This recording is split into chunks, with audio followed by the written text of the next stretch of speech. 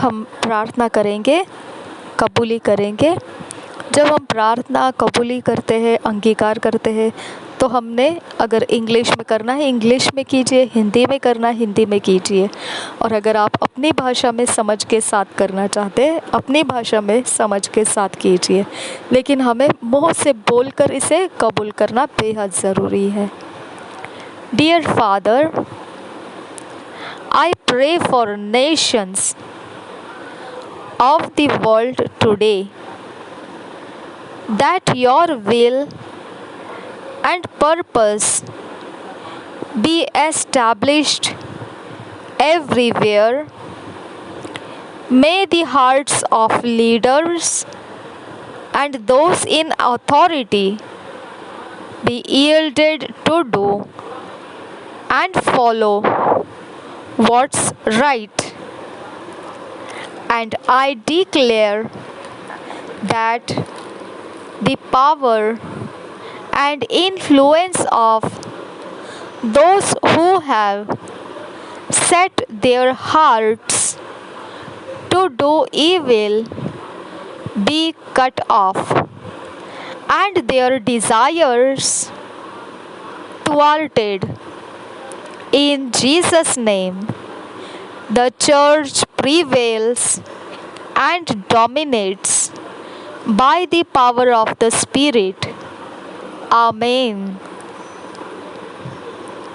प्यारे पिता, मैं प्रार्थना करता हूँ जगत के अंदर जो आज राष्ट्र है उनके लिए, कि उनमें तेरी इच्छा और तेरा मकसद स्थापित हो सभी जगहों में। हमारे जो प्रमुख लोग हैं उन सब के हृदय, और जो अधिकारी पद पर है उनके हृदय भी तुझ में सही करने के लिए, जो सही है उसी बातों के लिए पीछा करता हुआ चले। मैं घोषणा करता हूँ कि सामर्थ और प्रभाव जिन्होंने अपने हृदय को बिल्कुल बुराई नहीं करेंगे ऐसा बना लिया है,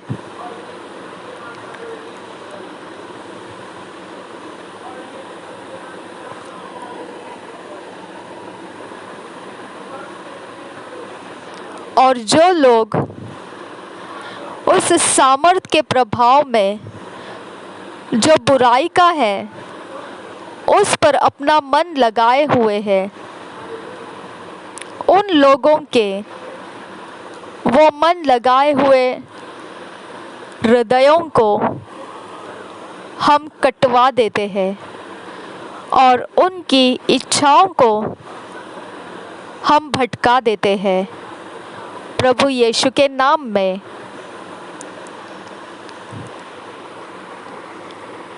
इस बात की मैं घोषणा करता हूँ कि सामर्थ और प्रभाव उन लोगों का जिन्होंने अपने हृदय को बुराई करने के लिए लगाए रखा है, वह कटते जाए और उनकी इच्छाएं भटकाई दी जाए।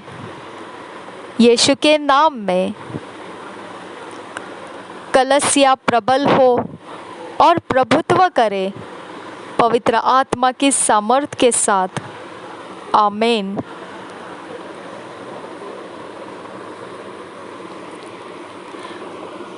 आज मनन करने के लिए, मेडिटेट करने के लिए जो वचन दिया गए हैं वो है James 5 chapter 16 to 18 verse amplified classic version में से पढ़ना है इंग्लिश में, और 1 किंग्स 18 चैप्टर 41 से लेकर 44 वर्स ये हम किंग्स जेम्स वर्जन में से पढ़ेंगे। मनन के वचन आज ये है याकूब की पत्री 5 अध्याय 16 से लेकर 18 वचन, और पहले राजाओं की पुस्तक 18 अध्याय का 41 से 44 वचन। इंग्लिश में जब पढ़ेंगे तो याकूब की पत्री 5 अध्याय 16 से 18 वचन एम्प्लीफाइड क्लासिक वर्जन में से पढ़ेंगे, लेकिन हिंदी में जब पढ़ेंगे तो हम सारे वचनों को BSI बाइबल में से पढ़ेंगे। एम्प्लीफाइड क्लासिक वर्जन में से याकूब की पत्री जेम्स 5 चैप्टर उसका 16 to 18 वर्स इस प्रकार से है।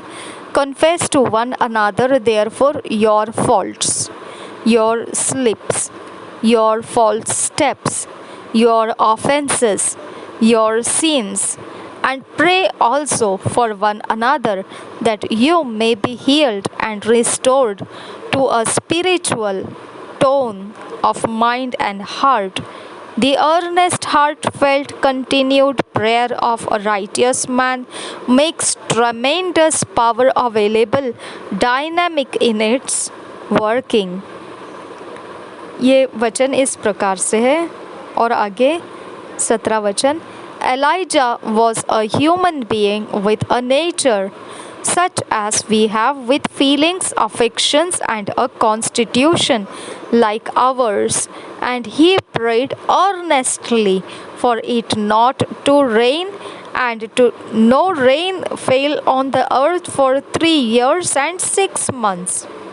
18th verse आगे ऐसा है, and then he prayed again, and the heavens supplied rain, and the land produced its crops as usual. विस्तारित बाइबल में ये 3 वचन इस प्रकार से दिए हैं। जो हम साधारण वचनों को पढ़ते हैं उसमें ही शब्दों का और ज़्यादा मतलब निकाल कर उसे और गहराई में लेकर जाते हैं और हमको समझने में आसानी करके देते हैं। ये विस्तारित बाइबल में होता है। इंग्लिश में इसे एम्प्लीफाइड क्लासिक बाइबल कहते हैं। इसमें जो एम्प्लीफाइड क्लासिक बाइबल है, मेरे शब्दों में मैं आपको इसमें कैसे लिखा है वो आपको बताती हूँ। Confess to one another therefore your faults, ये साधारण वाक्य है कि हमने एक दूसरे के सामने अपने पापों को कबूल करना है। उसके आगे उन्होंने उन शब्दों को और ज़्यादा विस्तार किया है। आपके गिरावटों को, आपके गलत कदमों को, आपके ठोकरों को, आपके पापों को कबूल करना है एक दूसरे के सामने, और फिर प्रार्थना भी करना है एक दूसरे के लिए कि हम चंगे हो जाए और हम दोबारा स्थापित हो जाए। जो आत्मा का लय होता है, ताल होता है, वो मन और हृदय के साथ हम एक बार फिर तैयार हो सके। और जो हृदय के साथ गहराई से निरंतर प्रार्थना की जाती है, धर्मी मनुष्य जब ऐसा प्रार्थना करता है निरंतर लगातार, तो एक बहुत ज़्यादा सामर्थ्य को वो ले आता है काम करने के लिए। बड़े तेज़ी से वो सामर्थ्य को, बड़े तूफ़ानी सामर्थ्य को वो लेकर आता है काम करने के लिए। और 17 वचन में इस प्रकार से लिखा है कि एलिया जो था वो हम जैसे मनुष्यों की तरह भावना रखने वाला, इच्छाओं को रखने वाला और हमारी ही तरह उस पर भी पाबंदियां रखने वाले कानून रहते थे। और फिर वह ऐसे हृदय की गहराई से उसने प्रार्थना की और फिर ऐसा हुआ कि बारिश नहीं हुई और कोई बारिश नहीं पृथ्वी पर 3 साल 6 महीने तक। 18 वचन में फिर वही लिखा है कि जब फिर उसने प्रार्थना की तो स्वर्ग ने बारिश को उसके लिए दे दिया और फिर ज़मीन में जो फसल है हमेशा की तरह उपज आने लगी। ये है विस्तारित बाइबल में लिखा हुआ वचनों का विस्तार करके लिखा हुआ तरीका। अब हम पढ़ेंगे BSI बाइबल में से इन्हीं वचनों को।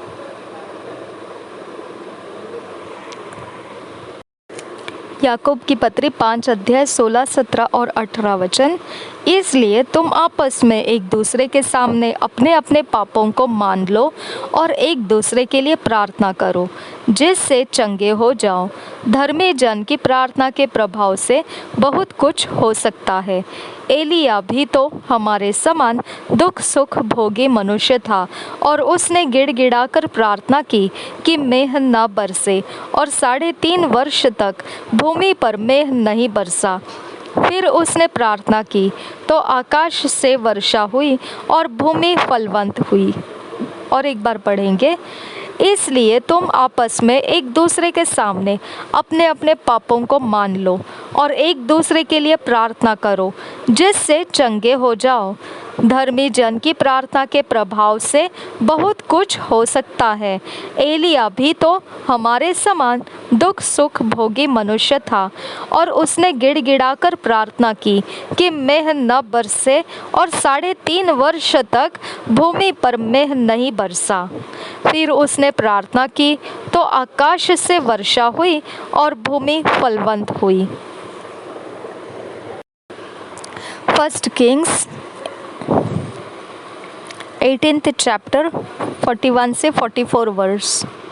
And Elijah said unto Ahab, Get thee up, eat and drink, for there is a sound of abundance of rain.